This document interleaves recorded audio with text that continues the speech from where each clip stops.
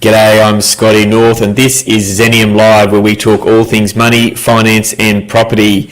And we had a bit of delay today with some gremlins in the system, but we've managed to get the pest control out and get rid of them, so I'm pretty happy about that. All right, today's guest is, if you watch regularly, you'll find him rather familiar. You'll know his face. Thankfully, that you can't smell him from where you are, because I heard that he's douses himself in perfume every day before he goes to work. I'm talking none other than PJ Patterson. PJ, how you going, mate? I'm very well, Scotty. I do put on a spot of cologne every morning to smell nice throughout the day. And certainly, if you're not familiar with my face, then you're probably familiar with my voice. Pretty unique voice for probably many of the audience. So anyway, how are you today? Doing well? Beautiful day. I'm doing okay.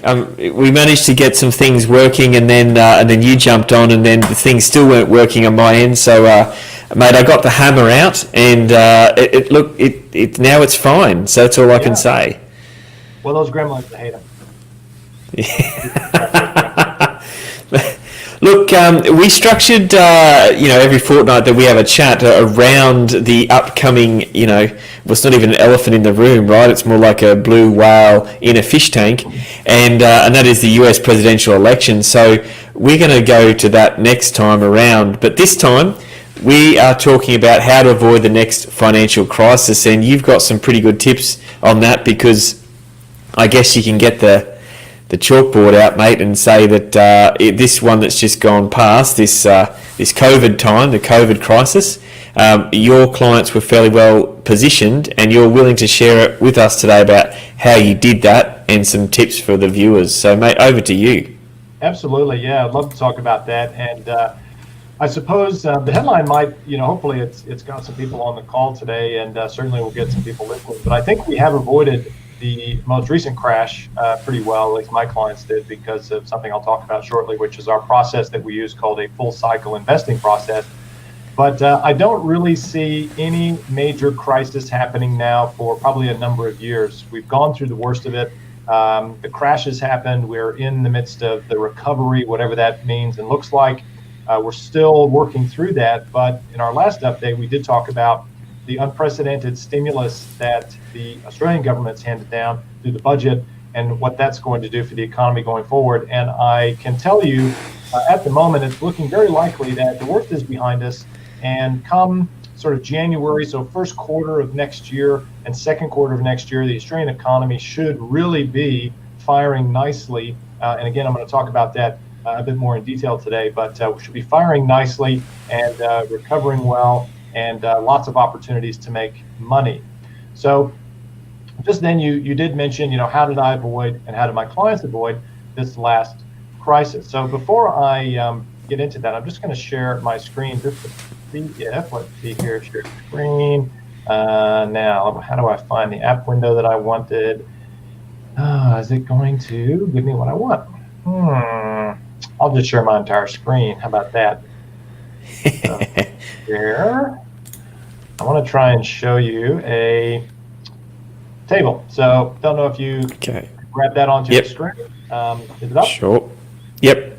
Okay. So as I mentioned, we use a full cycle investing process. Now this is a very familiar chart, probably to many of the well-educated and savvy listeners and viewers that we have that watch this show. And it is basically a business cycle chart.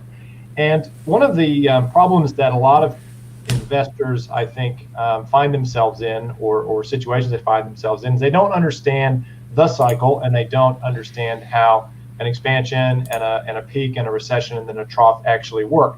So this is, again, a very just simple graphic representation of what a business cycle looks like. We go through an expansion phase, we have a peak in activity, we then tend to see a drop off in that activity, which can, of course, indicate a recession, and then we go through a bottoming process where we see bankruptcies and we see a lot of hardship, and then we start a recovery again, and it wash, rinses, and repeats. So I'm just going to stop sharing my screen now because I think that's fairly self-explanatory. And so how we avoided this most recent crash is the simple fact that my business now and the process that I use, which is full cycle investing, is data driven. There's so much economic data out there nowadays. If you're not paying attention to GDP numbers, inflation numbers, and interest rates are the primary three things that we look at. If you're not paying attention to the direction and the rate of change of those things, then you're simply not arming yourself with the tools that you need to be a successful investor. So the tip-off that we were entering an economic slowdown was the simple fact that GDP was beginning to slide. A lot of other metrics like business investment were beginning to decline. We saw full employment. We were at absolute peak employment. That was beginning to decline, and earnings growth was beginning to decline. That was another big thing that tipped off that we were going to maybe be entering a period of economic decline. However, COVID came along and really accelerated that. So if we had not had this COVID crisis, we still would have experienced some form of downturn. It probably wouldn't have manifested itself into the severe recession, and even you could call it a depression environment that we've just experienced, but we certainly would have had a downturn in the economy. So I kind of got lucky in that I was already positioning my clients for a downturn, and then when COVID hit, well, we were just out of the market or positioned correctly anyway. So I'm going to give you some tools and some commentary on that today. If you'd like it, Scott, I'm not sure if you're, Of course, mate. Yeah, yes, definitely like that. That's the whole point, right? So, yeah, I know. So let me get this straight. I mean, you're not saying that you were lucky in terms of how you got through COVID. You are saying that you were lucky in the sense of you were already positioning for a downturn. You were just more lucky because you didn't know it was going to be that great a downturn. Yeah, that's right. So probably more lucky in that the severity of it was, and severity is always a difficult thing to really, I suppose, anticipate. But we were anticipating a downturn, which meant we invested in a particular way, or I got my clients invested in a particular way that ensured that they would prosper and benefit from the environment that was coming. And again, as we've just highlighted, COVID just made it that much worse. So we totally sidestepped the 20-25% drawdown that you saw in equity markets, and in fact made money during the process because we owned things like treasuries, this is U.S. government debt, gold, and the such like. So sometimes just being out of markets and in cash when the big crash comes, it's just as good as owning some investments that prosper in environments like that. But I will talk more about that today as well. So to that end, I just want to go back to something I mentioned a moment ago, which was the three-factor model. Now, this is very important. If there's nothing else your listeners and viewers take away today, it is to write this down. Write these three things down: growth, or GDP, inflation, and interest rates. And the direction of those three things are critical. And I'm going to talk briefly today about a quad model. Now, it's not something I invented. I will say I'm not smart enough to have done that. I rely on a lot of other fantastic people to help support what I do in my business. There's a great firm called Hedgeye Risk Management, and it's their particular model, but I love it. It's very simple, and it goes like this. There's 4 quadrants that you will invariably find yourself in. And depending upon the direction of those 3 things, growth, inflation, and interest rates, it puts you in a quad. So when I'm giving my clients updates and I'm talking to my clients about the economic environment we're in, I refer to the quads. Now we have quads 1, 2, 3, and 4.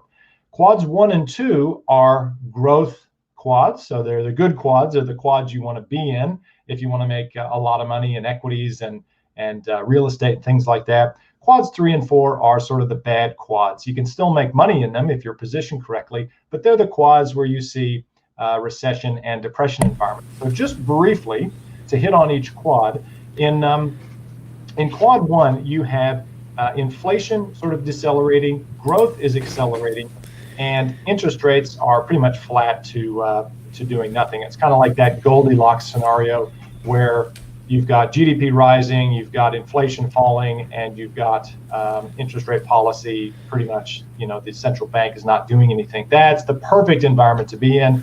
It is where you get a tremendous amount of wealth creation, particularly in the stock market and equities. That's typically when the equity markets really fly. Quad 2 is very similar to quad 1, except you have inflation rising a little bit, and typically you'll see the central banks maybe tapping the brakes on interest rates, and they might be raising interest rates a little bit. Nothing major, but they probably would be tapping the brakes. Now, if you really got into what we call a deep quad 2, where inflation begins to run hot, that's when you would see the central bank perhaps raising interest rates to try to get that heat out of the system. And again, that quad is a great quad. It's good for reflating assets. It's great for stocks and a variety of other asset classes. But again, quad 1 and 2, both the great quads that we always want to try to find ourselves in. Those would be sort of the recovery and recovery and expansion phase of that business cycle curve that we were talking about a moment ago that I showed you. Quad 3 is, again, it's not a great quad, but it's where we are continuing to see inflation accelerate, but we start to see GDP falling. So we're beginning to see growth, or the growth rates of GDP beginning to decline. And again, you're probably seeing the interest rate settings by the central banks are probably benign to maybe even cutting interest rates. But the main thing there is, again, you're seeing growth slowing and inflation is continuing to rise. This is typically referred to as a stagflationary environment. So you've probably heard that word before. If you're a child of the 70s, as I was, then you would know that word stagflation all too well. It's when you have virtually no growth, but you have inflation. It's a very bad environment to be in, especially for the consumer. The consumer is typically the one that gets belted in that environment because they see their cost of living going up, but their incomes and things like that are probably falling, unfortunately. And then finally, quad 4 is the worst quad to be in. That's where you have actually inflation is decelerating, monetary policy, they're cutting to the bone, so they're cutting interest rates, and growth is horrendous. So that is very much a deflationary environment. Now, a deflationary environment, as we've probably talked about before on this show, can be good for the consumer because that means our cost of living is actually falling. But there's a whole bunch of other bad stuff going on, job losses, economy shrinking, things of that nature that would be bad overall. So it's not a quad you want to find yourself in. And again, it's probably akin to sort of a depressionary style environment where things are just not going well. That was a lot to say in about 10 minutes. So I've drawn them. You've been watching. I've been drawing on the paper, right? So I've drawn a square with the boxes. So the question. Yep. Yeah. So the question I got is, does it go in order? Does it go 1, 2, 3, 4? Does it then it goes back to 1 or so? What happens on that sort of stuff? That's a fantastic question. It doesn't really go in order, and maybe it does sometimes, but typically, what you're finding now in the modern economic environment, of course, is central banks and governments are trying to get us into a state of perpetual growth. Now, they sort of manufactured that during I suppose, the 2000s, which is why, for example, in Australia, we had, 26, 27, maybe it's up to 28 now years of sort of unprecedented growth because they were able to, keep the party going, as it were, with monetary policy and stuff. But typically what you'll see is you might go from quad, say, 4 to quad 3, then you'll pop into maybe quad 1 or 2. It really depends on the data as to what quad you're in. And so you can find yourself bouncing between 1 and 2, potentially. You can find yourself bouncing between 3 and 4, or if you're in that bottom half of the chart where you're in quad 3 or 4, you could, if the monetary response is fast enough and severe enough, you could maybe find yourself going from quad 4, jetting up into, say, quad 2, because growth is going bonkers because the central bank cut interest rates from, say, a high level, let's just pick a number like 5% down to 2%. That would be a massive amount of stimulus. So you could very easily find yourself going that way. It very rarely goes 1, 2, 3, 4, 1, 2, 3, 4. All right. So with that in mind, how do if you're in a different quad, you're in a different mindset for investing. So there's 2 questions I've got. Firstly, what are the different investment styles in each quad? And secondly, how do you identify when a quad moves that you need to readjust your investment style in preparation for what's coming up next? Yes, excellent question. So the main thing, again, that drives all of this is the data and the rate of change of certain things. So, for example, at the moment, we are anticipating, so Australia's was in quad 4, it's bounced into quad 3, and it's now in the first half of next year looking like we're going to move into quad 1. So that is going to be driven largely by the rate of change of, for example, the the GDP data. And we should see the GDP data begin to recover. It already is starting to recover. And so that's what's going to tip us off that we're headed that direction, is the change in that data and the direction of it. So you want to start to see, for example, the GDP figure is still going to be negative this quarter, but probably to a lesser degree negative. And again, the rate of change of that number, it's first of all, it's stopped going down and it's going up. And hopefully we'll see, as we get more data reported in Australia and around the world for that matter, but in Australia, that the data is going to improve and get better and better and better. And that's your tip off that you're headed into a different quad. And there's other metrics as well, as I explained. So inflation in Australia will probably start to maybe tick up slightly as well, which is why, we'll sort of be in that quad one or two environment by quarter two of next year. Second half of next year, let's say the March quarter, should be seeing some more inflation coming in. So again, that's going to be another tip off of what quad you're going to be in. Now let's talk about how you invest in those quads, because I think that was part of your question as well, is what asset classes or how do you position yourself in a particular quad. Now, one of the easiest ones to actually start with is quad 4, because that's the most disastrous quad, and it's probably the easiest to explain. So the only asset classes that really perform well in a quad 4 environment are government debt, and the reason for that is because they're cutting interest rates very, very sharply, and so the value of bonds rise because of that. So you park your money either in cash or in government sort of securities, and the U.S. dollar. So at the moment, in the economic environment that we're in, the world global currency environment that we're in, people typically run to the U.S. dollar. It has a lot of value, and it's seen as a safe haven asset in a quad 4 environment. So if the U.S., is in quad 4, not the country you're in, but if the U.S. is in quad 4, you'd want to own U.S. dollars and probably not own the currency in your own country. There are obviously some nuances to that, but that's broadly the way you would view that.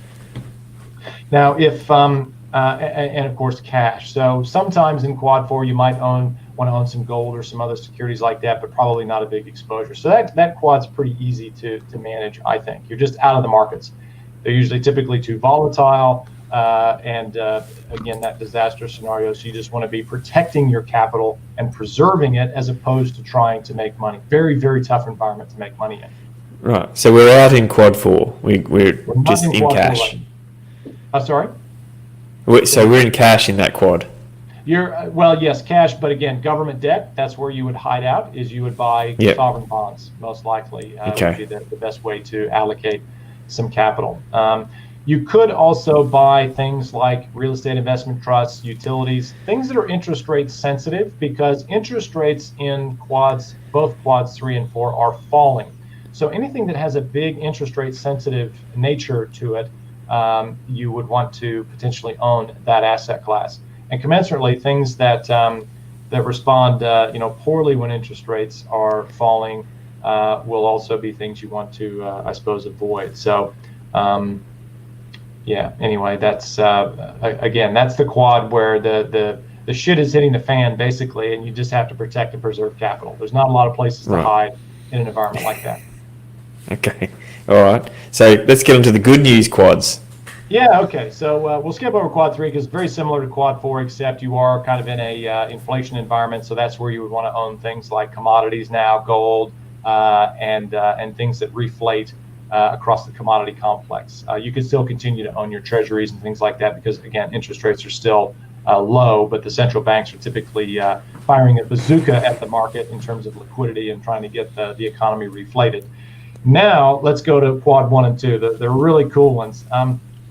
This is where, again, in both quads 1 and 2, very similar setups, but certain things do perform differently in quads 1 and 2. But broadly speaking, in either quad, you can own equities. So that's where you would have a larger allocation, if not all, a full allocation to the equity markets. There are certain subsectors, probably don't have time to really go into that today, but there are certain subsectors in each quad that perform a little bit better than the others. But look, if you just bought an index fund or something like that, or a broad-based market fund in your country, that would be sufficient for quads 1 and 2. You would make money in that environment. So So you're talking like ETF stuff. That's the sort of thing you're talking like about. an ETF or a managed fund or something that is. So, for example, if you had your super money in an industry fund, quads 1 and 2 would be those quads where you would select, say, a growth or a high growth style mixture of assets, because they would be holding a heavier weighting towards equities and all the things that do well in a growth environment. So they would not have a lot of fixed income exposure, very, very low fixed income exposure, and things that are maybe a bit more interest rate sensitive, like your gold and real estate assets, you wouldn't necessarily want to own in quads 1 and 2. Okay, so right. So the question, so how do you track then the changes between the quads? Because I mean, obviously you can be invested in one quad fairly heavily, and you could need to kind of reposition reasonably quickly.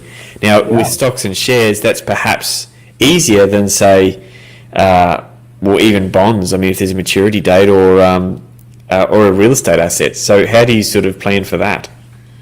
Well, you're absolutely right. You do need to be nimble, and this is one of the things about my firm, and I think modern investing, is the idea of buy and hold is dead. Buy and hold doesn't exist anymore. In my view, you have to be nimble, because if you are not nimble and you're not recognizing or have a process, so everything I've described today is simply a process, a way to view the markets, a lens through which to view the markets, and a way to position and act accordingly.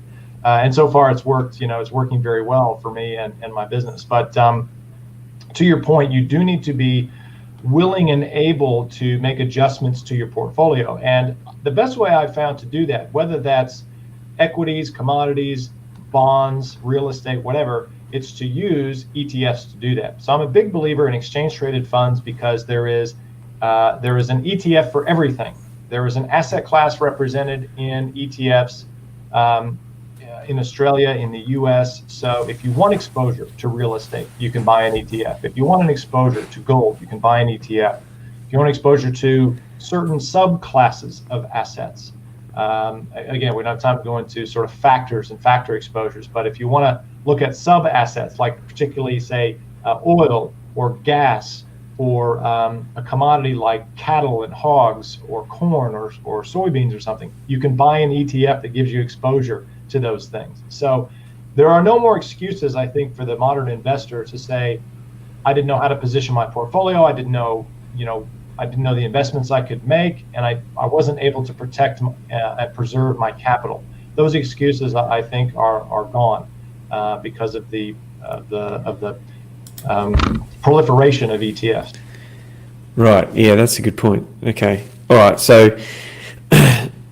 the ability to be liquid and nimble in the markets, which is around, you're talking about the investments other than the sort of those key cornerstone things that you may have, whether it be bonds or real estate or whatever, is to have those styles of exchange traded funds, the ETFs that you can change up and move depending on where the quads are moving, or where the markets are moving in relation to the quads. Correct. That's exactly right. So, for example, in my business, I have a playbook, and this is where I start. So I start at the very highest level. I've already described it, the three factors: growth, inflation, interest rates. The direction of those things puts you in a quad. Okay, now I know what quad I'm in. What's the playbook that we put on for that? So what's the list of things that I should own for that particular quad? And so that's pretty much how I do it in my business. And from that playbook, that's how I invest the cash. And then, of course, at some point, you have to anticipate that there's going to be a change in quad, as we've already discussed, because they do change. And you have to be willing to say, I shouldn't own this thing anymore because it's going to underperform, as we move into the next economic quad or economic environment. And you need to be, again, it's very important now as a full cycle investor that you're willing to make those changes to your portfolio. Otherwise, what happens is the buy and hold crowd, back in March and April of this year, those poor buggers wore, a 30% drawdown in their capital. And I don't know about you, but I'm not willing to take a 25 or 30% drawdown in my capital and watch that happen, right? That's emotionally a super hard thing to do. Especially if there's things you could do for it to not happen. Absolutely. And this is the thing that I am so passionate about now because I've lived it, but it is so easy now to protect yourself. But again, you just need to be armed with the right information, have a model, a lens through which to view the markets, and be willing to reposition your assets. Here's the thing, Scott, is what investors don't understand is if you sell something and it was a mistake, you sold it too early, or you bought something and it went down and you sold it and it went back up, you can always buy it back. You can always sell it. But if you don't have a methodology or a process that tells you, gives you some signals and some guidance as to what you should own and why, then you're just at the mercy of the emotional roller coaster that the market is and will do to you. Yeah. Yeah. No, that's a really good point. That's a really good point. Now, look, I think you've covered that, pretty well. If anyone's got more information, if they want to know more information, they can contact you through us and to get some more on that.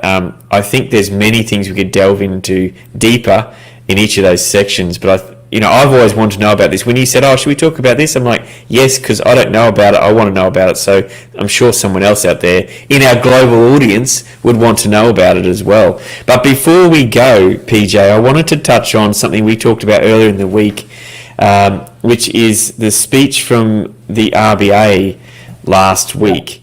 And they talked about lots of different things, but at the end, their summary was very heavily focused on inflation.